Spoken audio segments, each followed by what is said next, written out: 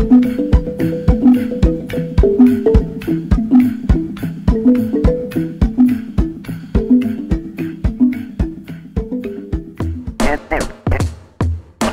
here's a story about being free. Bonjour, Pulseo vous emmène aujourd'hui au cœur du lac de Grandlieu qui abrite jusqu'à 270 espèces d'oiseaux. Après 500 mètres à travers les marais et les prairies, c'est l'heure d'ouvrir grand les yeux et de profiter de l'observatoire ornithologique. Alors l'observatoire, là, ça va être la 3e saison qu'il est mis en place. On a une visite d'1h30. Alors ça commence par une traversée des marais et des prairies sur environ 500 mètres qui aboutit du coup à l'observatoire. Et cet observatoire permet d'avoir une grande vue sur le lac de Grandlieu et également de pouvoir observer les oiseaux à proximité avec la situation d'un étang tout près de l'observatoire. Donc, comme cet observatoire est également équipé de longues vues et de jumelles, l'identification des espèces se fait relativement bien.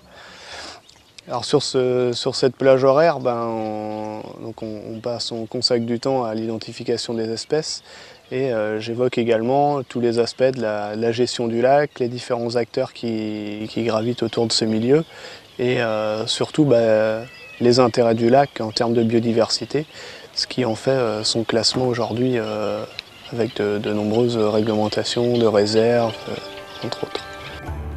Sur le lac de Grandlieu en lui-même, on accueille jusqu'à 270 espèces d'oiseaux en fonction des saisons de migration. Là, le point qu'on a choisi, situé entre la rive du lac et la rive d'un étang, offre une diversité de milieux déjà assez importante, ce qui fait qu'on arrive à, suivant les jours, à avoir jusqu'à une trentaine d'espèces d'oiseaux différentes.